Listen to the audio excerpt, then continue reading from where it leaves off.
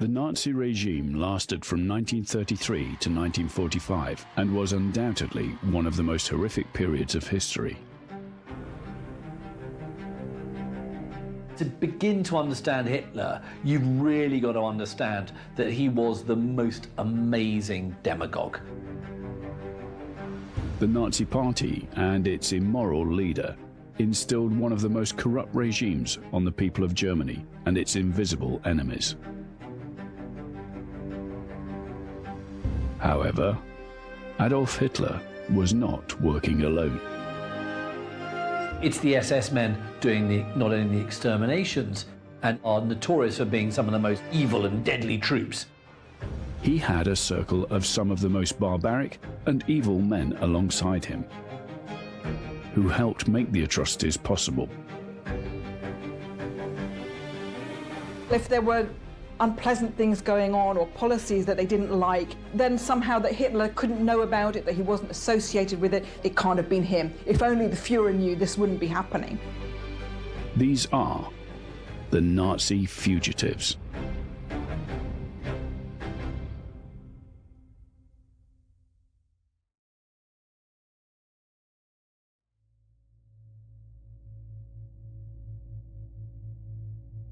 Adolf Hitler was a German politician and leader of the Nazi Party. He rose to power as the Chancellor of Germany in 1933, and then as Führer in 1934. During his dictatorship from 1933 to 1945, he initiated World War II in Europe by invading Poland on the 1st of September 1939.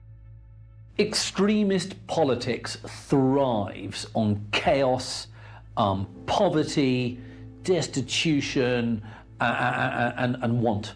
And what you see as a result of the Wall Street crash and the slump, the late 20s, early 30s, are all those things in this hideous cocktail that an extremist like Hitler, he is saying, I can solve this. Some of the important ways in which he helped the party to develop was through the initiation of a newspaper, so a party newspaper called the Volkische Beobachter, the People's Observer. And also what Hitler is absolutely amazing at is speech making. And to begin to understand Hitler, you've really got to understand that he was the most amazing demagogue. He got on that stage, this little man, and he would sort of grow in stature. He would sort of absolutely take over the entire beer hall with his presence.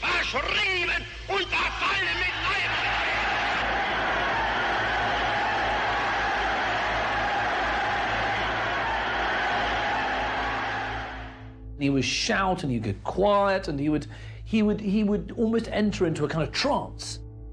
And the audiences would be mesmerised by this. And indeed, they'd be mesmerised by it for decades. And this is key to how Hitler gets into power, because when he's on the stage, he becomes another figure. On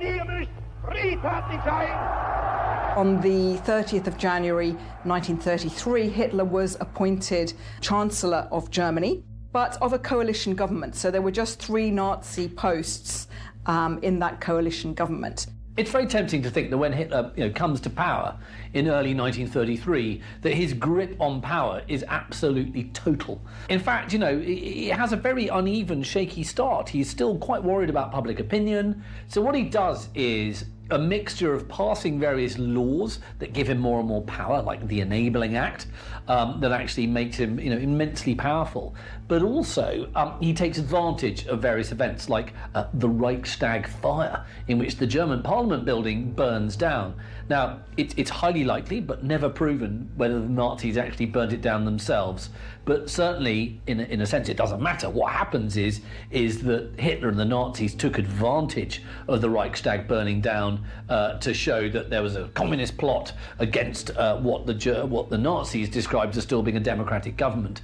And it enabled them to seize more power, by emergency decree. Very quickly, he turned Germany into a one-party state. So first of all, he made sure to eliminate the influence and power of the German political left, so the Socialist Party and the Communist Party for a start, were banned, but over a short amount of time as well, the Nazi Party was the only legal party too. Eventually, in January 33, he becomes Chancellor. Now, don't forget, Chancellor in Germany, and this still remains today, is not, at the time, the head of state. The head of state is the president. So it's the Chancellor, though, who has the real executive power.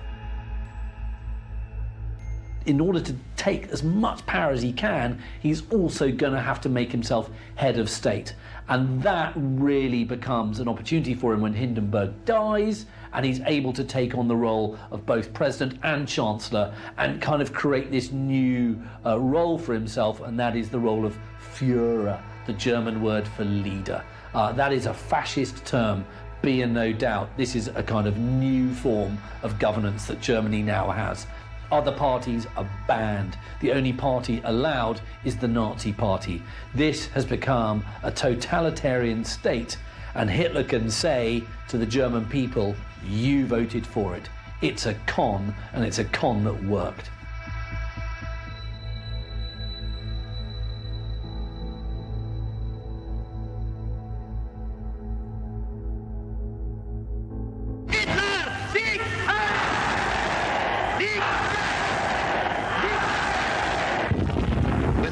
Pageantry, the district leaders from all over Germany swore personal allegiance to him, hypnotized with the belief that they were members of a master race.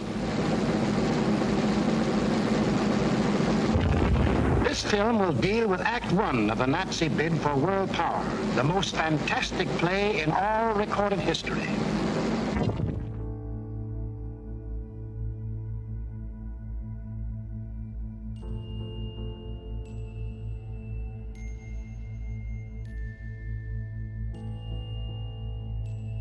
Hitler starts to build up his power by, trying to employ and find the right people who are going to listen to the beat of his drum and follow it. And so there's a lot of very patient politicking and a lot of persuasion, a lot of speech making. It's a very, very difficult rise to power. But Hitler knows that it can't take place through force. It has to take place from the ballot box and not the bullet.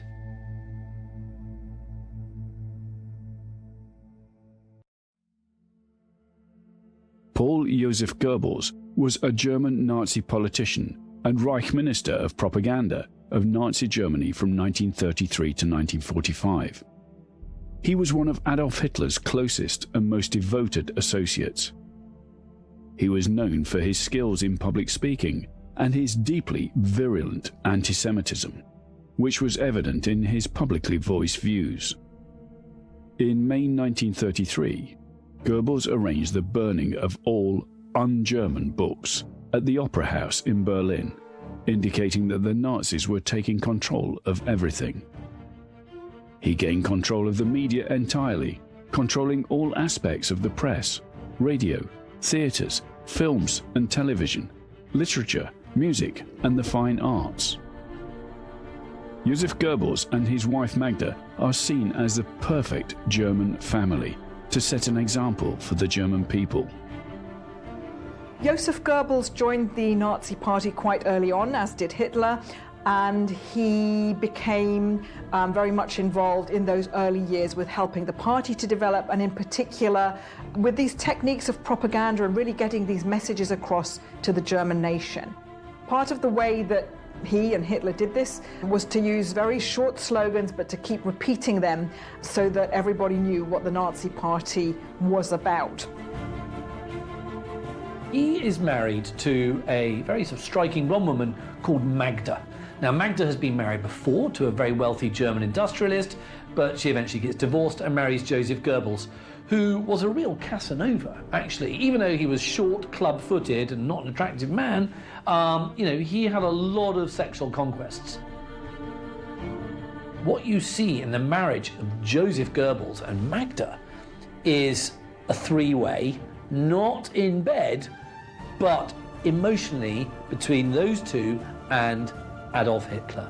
Because Adolf Hitler absolutely adored Magda Goebbels and thought that she was the kind of perfect Nazi woman. And she was blonde and she was, sort of vivacious And she was absolutely devoted to Hitler. She absolutely adored him.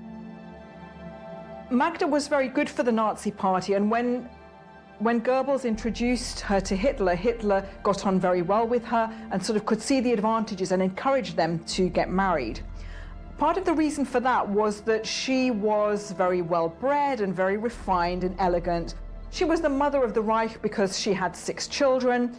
Hitler liked the Goebbels marriage as a kind of domestic situation he could drop in and out of. He liked the security that involved children running around, boats on lakes, it felt normal. And also Hitler did not want to have any rumours about his relationship with Magda Goebbels, because there were rumours that he had fathered some of the Goebbels' children, and that had seen even a very senior Nazi sent to a concentration camp for actually mentioning that. Hitler and Joseph Goebbels had sort of grown through the ranks of the Nazi Party and sort of succeeded, sort of made their rise to success together. When Hitler came to power, Goebbels was somehow overlooked for a cabinet position. We said there were just 3, he didn't get any of them. Nevertheless, after the Nazis took power, that seizure of power, he orchestrated a very big torchlight parade, a kind of victory parade for the new movement. He knew how to get the message across to the Germans. So once he was the Minister of Propaganda, first of all, there was censorship of the press, but also not just controlling the press, but he controlled all aspects of cultural life. So that was art, architecture, literature, music. Propaganda machine was very, very important to the whole story that the Third Reich was telling, and indeed right up until the end, and indeed even important once the tide of the war turned against Germany. There was still this need to maintain the storyline, to maintain what the Third Reich represented. So, you have essentially Goebbels, heart of the Third Reich, propaganda minister, getting word out there. Magda Goebbels, his wife, who is more devoted to Hitler than to him, and then you've got Goebbels, who's probably more devoted to Hitler than he is to his own wife. And if you want to see the ultimate expression of this twisted, bizarre, dark, horrific love, if you like, it's the fact that they both kill themselves to follow Hitler into the afterlife, and they kill their own children in the bunker, poison all 6 children, because a world without Hitler and a world without Nazism is no place for their kids. That's how much they adored Hitler.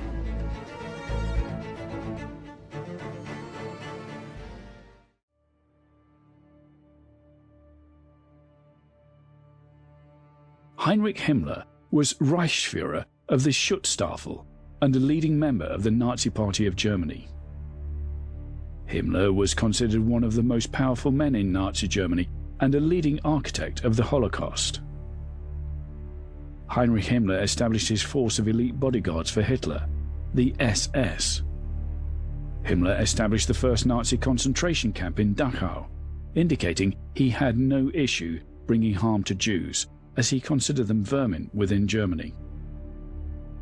Himmler, like Hitler, looked like the very inverse of the kind of Aryan, blonde, 6'5" tall superhuman. He was a very short man, sort of weak jawline, very ugly, sort of pebble glasses, former chicken farmer. He looked very, very unimpressive. Himmler had joined the Nazi Party in quite early years, and I think that the important thing about what Himmler did was that he established the SS. And the SS started out as a very small group and, in fact, started out as Hitler's personal bodyguard. Himmler extended his power very quickly and his power base. So with the SS as a very small organization that had started out as Hitler's bodyguard, suddenly became thousands strong. By about 1936, he was in charge of a very vast complex of the SS, the Gestapo, which was the secret police, and the security police. And what Himmler does from, almost from the beginning is to build the SS up into a state within a state. Because by the height of Nazi power, Himmler is in charge of an organization that has a kind of civil side to it, an administrative side to it, which is huge and has fingers in so many pies, and also the Waffen-SS, the armed SS, which is there, to help fight the war. And its troops are notorious for being some of the most sort of kind of evil and deadly troops, as part of the war. He became in charge of the whole concentration camp system. He was responsible for the Holocaust because, it was the SS largely who carried it out. And when he went to go and kind of witness a slaughter, some brains were splattered upon his coat and it caused him to vomit. He never, this is the man responsible for it and he can't cope with it. I'm not saying it's desirable that he should have coped with it, but it just shows you that he didn't actually have the personal appetite for butchering people himself and got other people to do it. In many ways, he was a coward.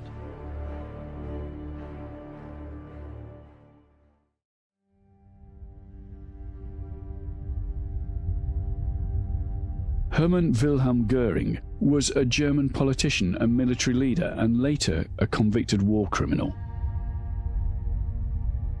Goering was one of the most influential figures in the Nazi Party. He was also framed in a scandal, claiming he was attempting to take over the Führer's powers in the war's final days. Goering wrote a letter to Hitler, offering to relieve Hitler of his duties and act in his place, as he had believed the Führer was encircled and helpless in Berlin. This was a reasonable act, as Hitler had named him the political heir. Hitler issued a telegram to Goering and told him he had committed high treason and gave him the option to resign his office in exchange for his life. Hermann Goering is a really key Nazi figure. He's a big figure in every way because he also became enormously fat. But you've got to think of Goering and his kind of arc, if you like. So he goes from being a First World War fighter pilot hero who's got the Pour le Mérite medal, which is the highest medal that can be won by the German fighting man in the First World War. For the British, it's like winning the Victoria Cross, or for the Americans, it's like winning the kind of Medal of Honor. It's a hugely important award. And so he's a venerated pilot, very successful fighter pilot during the First World War.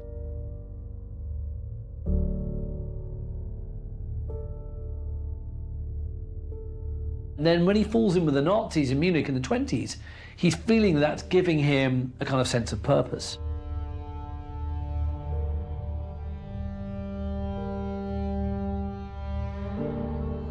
Goering was quite an interesting character because he had several different roles in the Third Reich, and even before then, if we think about his First World War record as this sort of flying ace, it meant that later on Hitler made him head of the Luftwaffe, the German Air Force.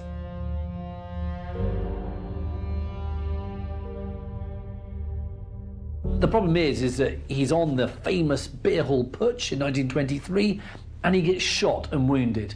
And when he's recuperating from his wounds, he's given morphine, heroin, effectively.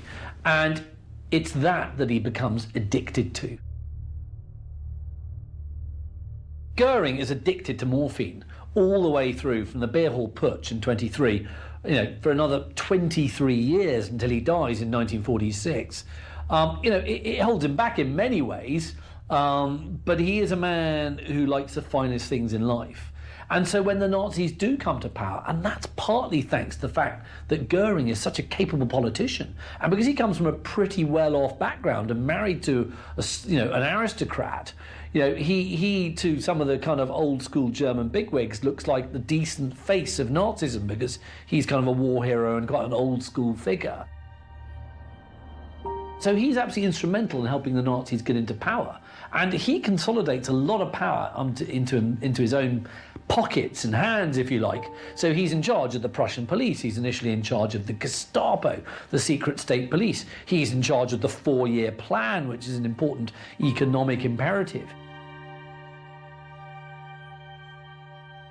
This is a man with a lot of power, and he uses it to personally enrich himself.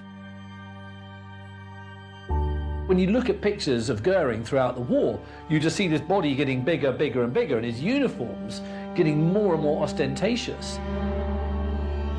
And he had like millions of medals everywhere, and the uniforms would be like bright white with gold all over them. And he would have properties, amazing hunting lodges. He loved hunting, and whenever the Nazis conquered countries, he'd be right at the front of it, looting all the works of art, statues, paintings, jewellery, you name it, that would all go into Goering's pocket.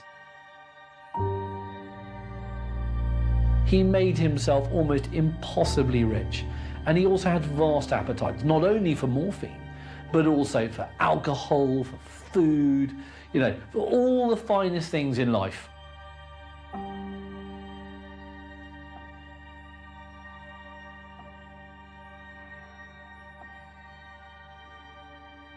And in fact, he became a victim of his own self-indulgence.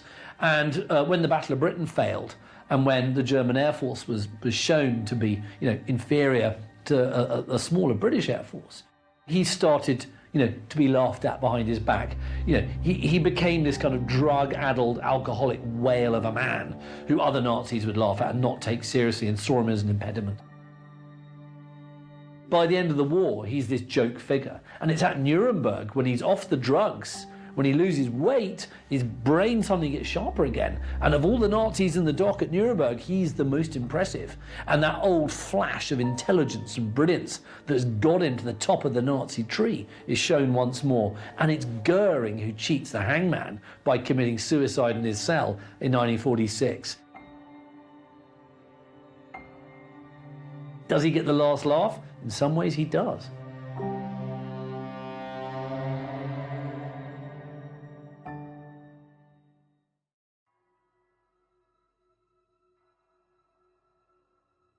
Rudolf Franz Ferdinand Höss was a German Schutzstaffel functionary during the Nazi era who was later convicted as a war criminal. He was the longest-serving commandant of the Auschwitz concentration and extermination camp. He tested and implemented means to accelerate Hitler's plan to exterminate the Jewish population systematically and introduce Zyklon B, containing hydrogen cyanide, used in the gas chambers. Now, he was the commandant of Auschwitz, and as a result, has, you know, probably got about 1 million people, you know, against his name who he had murdered. He typified the quiet and bureaucratic mass murderer, very conscientious, very determined to do his job and to do it well, and of course without much thought for the victims. So in terms of what he was doing at Auschwitz, trying to make a very efficient machine and trying to do his job well and properly, his concern was not with the victims, but just to make sure that the apparatus was working well. So in this case, to ensure that the gas chambers could operate efficiently. He treated the mass murder that went on there just as a kind of routine and ordinary business as usual, really, very much as a kind of ordinary procedure and process. He took pride in being the first to use Zyklon B as the gas used for the gassing of his victims, and he was so efficient that at Auschwitz 2.5 million prisoners met their death. So it's a massive death toll, 2.5 million deaths at Auschwitz. He went into hiding at the end of the war on the advice of Heinrich Himmler, his ultimate boss in the SS, and Höss disguises himself and hides amongst various German Navy personnel. He's eventually picked up by the British, who've actually interrogated his wife, who's actually terrified that she's going to be tortured by the Brits, and she's basically spilled the beans. So Höss is brought to justice. And there is this extraordinary image of a British war crimes officer actually confronting Höss, who looks like this completely pathetic figure, you know, looking absolutely terrified while this sort of tall British army officer is just basically shouting at him.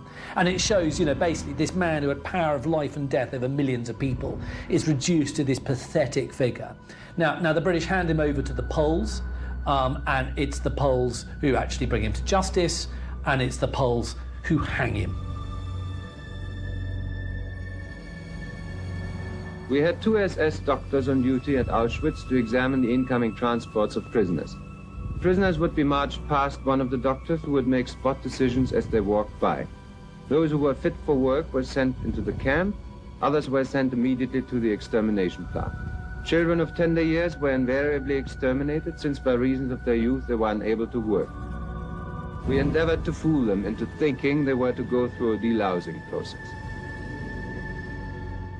It took from 3 to 15 minutes to kill the people in the death chamber, depending upon climatic conditions. We knew when the people were dead because their screaming stopped.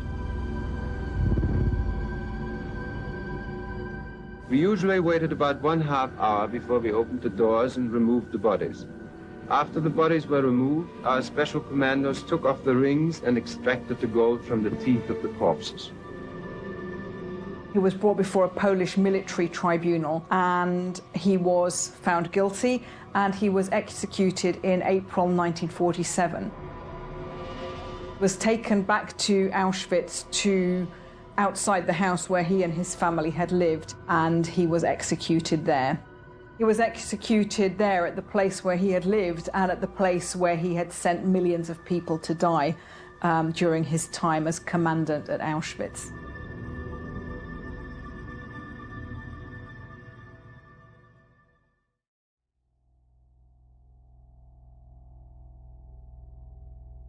Otto Adolf Eichmann was a German-Austrian SS Obersturmbannführer and one of the major organizers of the Holocaust, the final solution to the Jewish question in Nazi terminology.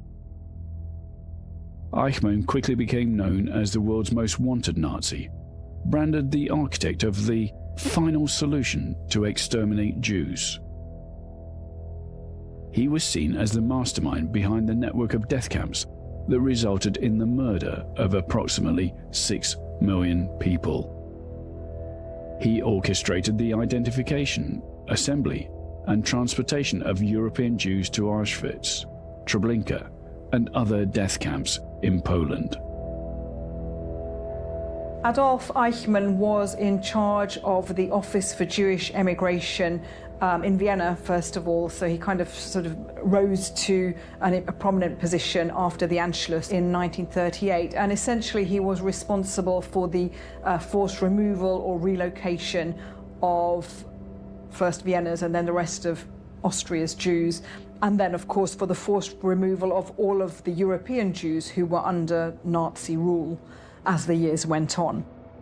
Eichmann today is an incredibly notorious name, and we all today know him to be the man he was. He's famously and notoriously called the architect of the final solution. What he was in charge of a department of the Reich Security Main Office, and it was called Department 4B4. It was part of the Gestapo, the secret state police, and his job was to basically wage war against the Jews. And it was Eichmann's job was to help facilitate the destruction of the Jewish people. He was responsible for registering, assembling, and then transporting the Jews from different assembly points to the death camps in Poland. In December 1939, he sort of took on a more important or kind of bigger role within the Gestapo as head of the Jewish office of the Reich Main Security Office. And so again, the main point of that role really was to orchestrate and carry out the removal of all of the European Jews to the death camps in Poland. He was effectively the guy, didn't come up with the policy, but he was the guy who zealously implemented it. And he knew that if he was captured, he would face the noose. Eichmann was arrested at the end of the war, but his name wasn't very well known at that stage. He managed to escape from an American internment camp in 1946. He decided to call himself Ekman, and then he managed to, go into hiding for quite a few years in Germany on farms, and he tried to sort of recreate his life as a kind of humble son of the soil, if you like. But actually, by the late 1940s, he realizes that things are getting a bit hot. He suspects that war crimes units may be after him. And what he does is that he eventually flees to Argentina, where he tries to create a new life. Eventually, in 1960, the Israeli secret services after quite a lot of detective work, managed to find him. And then came into place an operation really to smuggle him out of Argentina and to bring him to Israel in order to stand trial. Behind this fence, the pages of history are being turned back to one of the most terrible chapters of our time. Adolf Eichmann faces probably the most appalling list of charges ever to be leveled against a single human being. But if Eichmann's is the name on the charge sheet, the Israelis have made very clear who they think is really in the dock. In the building where Eichmann is being tried, the Israelis are trying to place before the conscience of the world the full facts of how the Nazis in Germany tried literally to exterminate millions of the Jewish people in Europe. Now, to us, the Nazi persecution is 15 years or more away. But to the people living here, it's still a sharp memory. The children playing in the warm spring sunshine, the older people going about their everyday lives. Many of them had relatives who died in Hitler's gas ovens. And even here in Israel, they found no peaceful haven. Just over a mile up the road from here, there's a barbed wire fence, and sentries stand guard. This is the border across which Israel looks to an implacably hostile Arab neighbor. To the people of Israel, persecution, personified by Eichmann, is still a living danger. Or now in this city of Jerusalem, which itself is no stranger to history, let us look back at the moment when this historic trial began. In Jerusalem, the trial of Adolf Eichmann begins, reviving memories of the Nazi horrors of the Second World War. Entering the bulletproof prisoner's box is the man charged with the annihilation of millions of Jews in Nazi death camps. Searching problems of conscience and of international law will be raised by this trial, one of the most stirring of modern times. Eichmann himself is impassive as the three judges who will decide his fate enter. Now, after 15 years in hiding and 1 year after his sensational abduction from Argentina, Adolf Eichmann is indicted on 15 counts of crimes against the Jewish people and crimes against humanity. Accused, together with others, during the period 1939 to 1945, caused the killing of millions of Jews in his capacity as the person responsible for the execution of the Nazi plan for the physical extermination of the Jews, known as the final solution of the Jewish problem. Eichmann's attorney, Dr. Robert Servatius, opens by denying the legality of the trial and questions the jurisdiction obtained by Eichmann's forcible capture. Dr. Servatius further suggests that Eichmann be tried by a neutral or international tribunal. Israeli Attorney General Gideon Hausner, the chief prosecutor, replies that no one except the State of Israel has sought to bring Eichmann to justice, and cites the Nuremberg war crimes trials as precedent for this trial. Throughout, Eichmann remains icy calm, his fate at last in the scales of justice. The trial, which opened in April 1961, was very controversial, but it also, of course, attracted a great deal of international attention as well. When he was questioned, he claimed that he was only following orders. He claimed not to be responsible for any of the executions and said he was just involved in transportation. So again, that's the kind of line used about following orders and not really admitting responsibility for the final solution. Yes.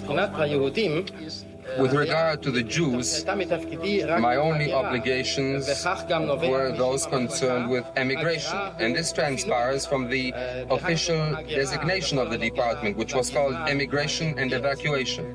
Emigration, that applied to the Jews, while evacuation, that concerned the sphere of jurisdiction of the Reichskommissar for strengthening the basis of the German nation, a post to which Himmler was then appointed.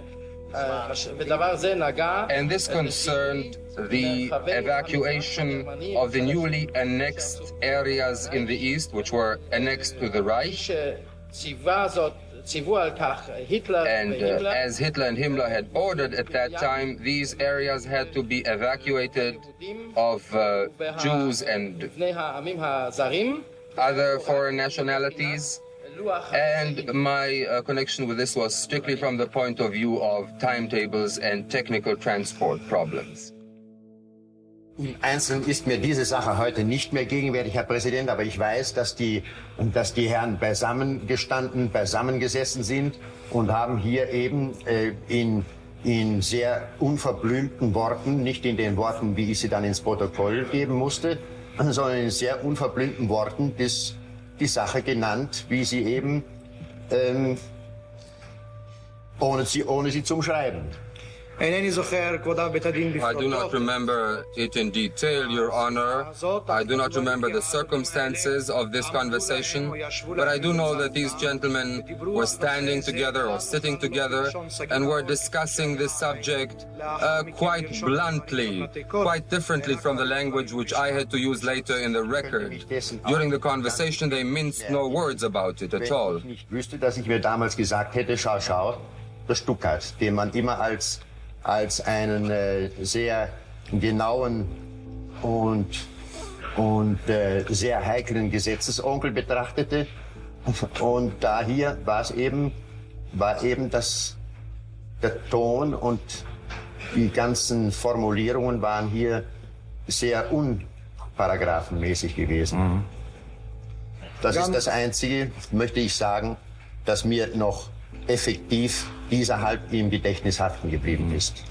I might say furthermore, Your Honor, that I would not have remembered this unless I had later remembered that I told myself, look here, I told myself, even this guy Stuckart, who was known as one of these uncles who was a great stickler for legalities, he too uses language which is not at all in accordance with the spirit of paragraphs of the law. This incident remained engraved in my memory and recalls the entire subject to my mind.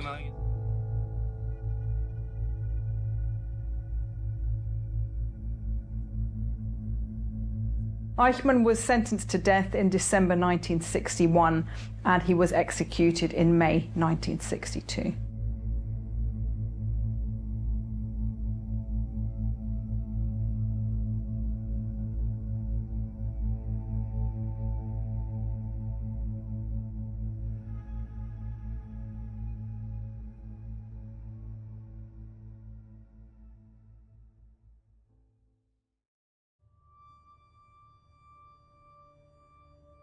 Rudolf Walter Richard Hess was a German politician and a leading member of the Nazi Party in Nazi Germany. Appointed Deputy Führer to Adolf Hitler in 1933, Hess served in that position until 1941, when he flew solo to Scotland in an attempt to negotiate peace with the United Kingdom during World War II. Rudolf Hess noticed that the Führer was preoccupied and decided to take matters into his own hands.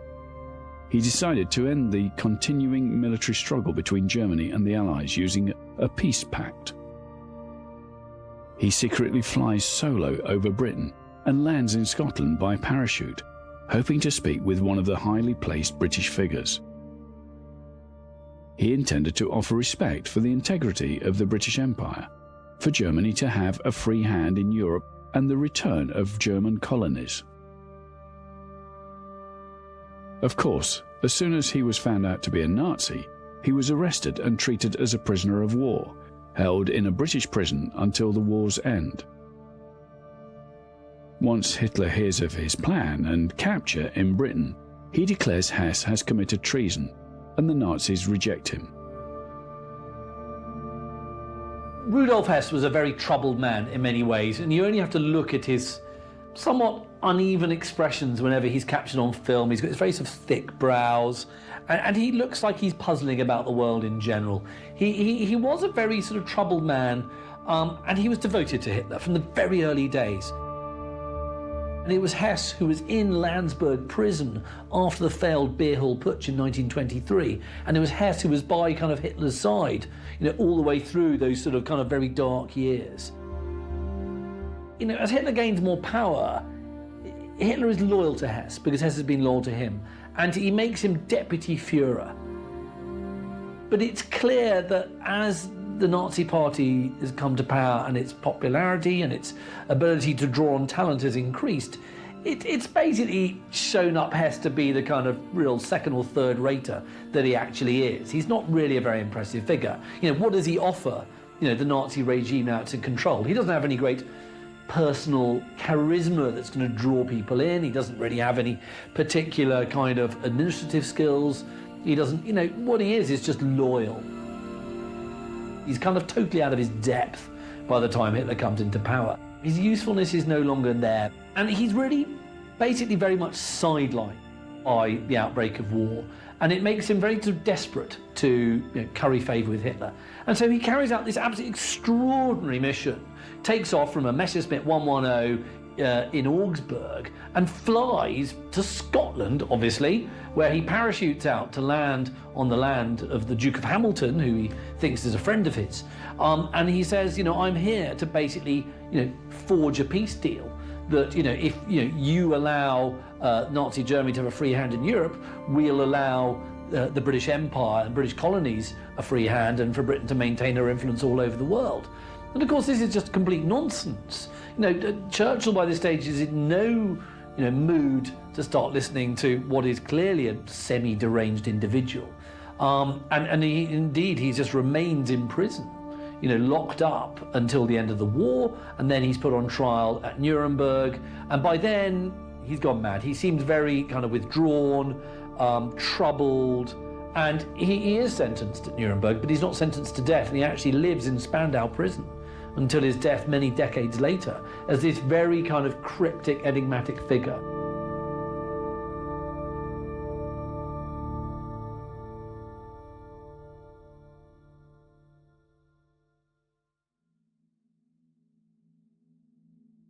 Josef Mengele, also known as the Angel of Death, was a German Schutzstaffel SS officer and physician during World War II.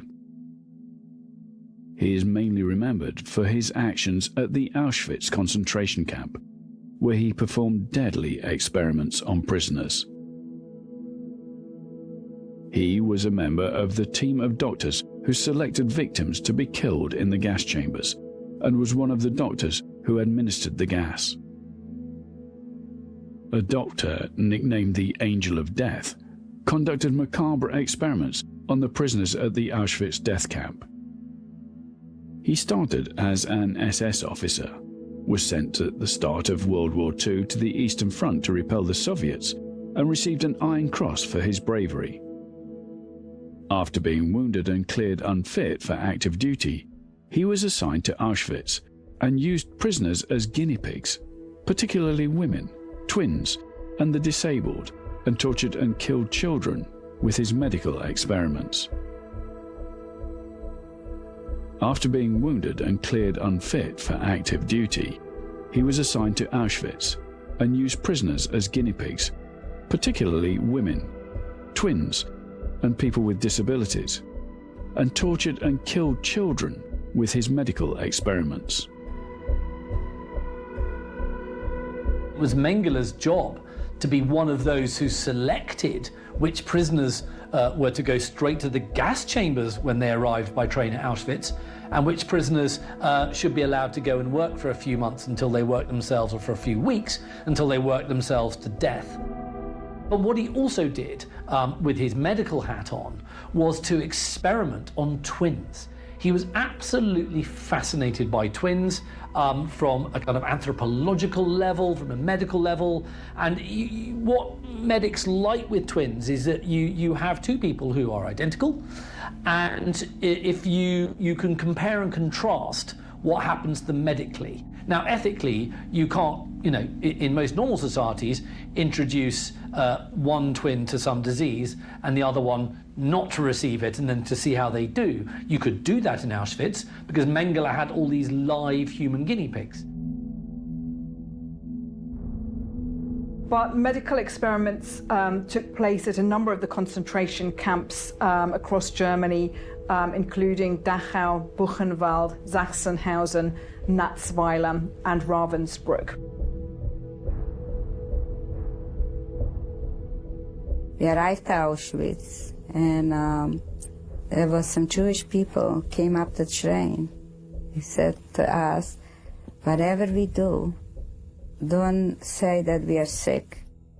And we stand in the line, and Mengele was sitting there, Dr. Mengele, they called him, and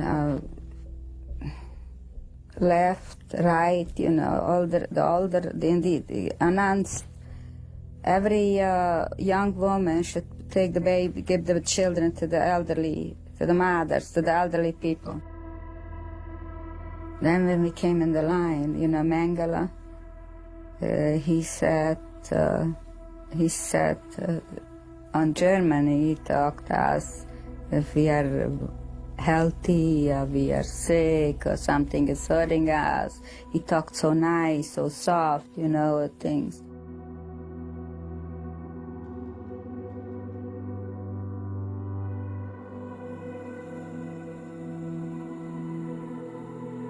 In my case, never ever talked to me. He talked about me, he talked at me. You have to realize, Mengele did not treat us as human beings. We were just his treasured experiment subjects. We would stand by our bunk beds with our hands behind our back like little soldiers for Mengele's inspection. There was we had 3 supervisors in our barrack, Blockälteste. And one of them would stand at the front and say, Mengele is coming. And everybody would just, it's like some kind of a horror was entering. He would come very elegantly with his hands behind his back. He had his stick in his hand. He would hit it sometime against his riding boots and start counting. He always had at least 6 people with him, many times as many as 8 or 10. It was a big entourage. He had power of life and death over hundreds of thousands of people, and he committed the most vile experiments on twins and all sorts of other people. And so he knew at the end of the war that he would have to go into hiding because there would be people who had survived Auschwitz who would be giving testimony about his savagery and his barbarism. And what he does, like so many other Nazi figures, he disappears to a farm.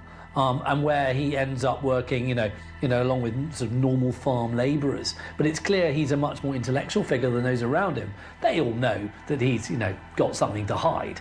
And also what Mengele has is a very wealthy background, because the Mengele family produced farm machinery in southern Germany for decades. And so effectively the family were millionaires. And so when Mengele decides to hot-foot it to Argentina in 1949, he's got the backing of a family fortune to really help smooth his way over there.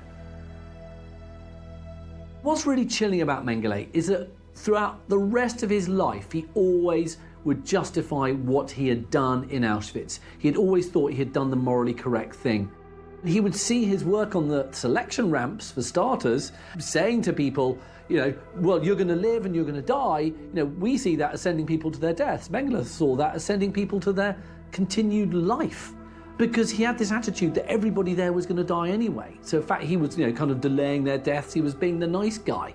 That's absurd. And he also would say that the experiments he did were for the good of humanity, that this was an essential role of medicine, was to experiment on people. It was ultimately beneficial. He would come up with all sorts of kind of pseudo-academic kind of verbiage to kind of justify what he had done.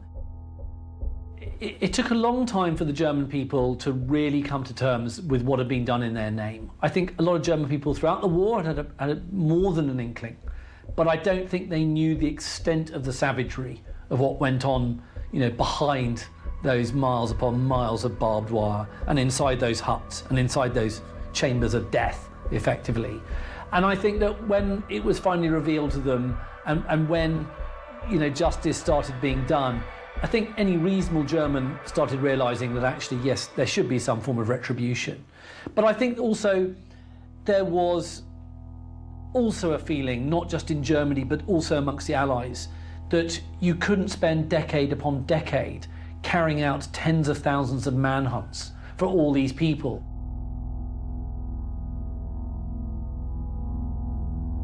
What Nuremberg represents to so many of these Nazis is a real reckoning that they never thought they were going to receive. Maybe some of the smarter ones in the dying days of the war thought maybe, but actually the whole idea of the Reich was not meant to be a 12-year Reich, it was supposed to be a 1,000-year Reich. And in fact, that what was going to happen is that people were going to be treating them as demigods, and statues would be erected and buildings enshrined to them, for hundreds of years, not actually hanging from some grubby rope in the prison courtyard in Nuremberg, which is what happened to them. So they went from kind of being demigods to criminal lowlife very quickly. The Nuremberg trials represented a very important, unprecedented moment and a way for the Allied powers really to bring to justice some of those key Nazi leaders as representatives of key Nazi organizations who had carried out such unspeakably cruel acts of war crimes, crimes against humanity, and crimes against the peace. It was very radical at the time. There had never been an international criminal court like it. And so this was a kind of coming together of a lot of different legal systems, a lot of different political systems. But what it was saying to the world was, listen, these people who commit war crimes, these people who commit genocide, these people who commit crimes against humanity, they are never, ever going to get away with it ever again.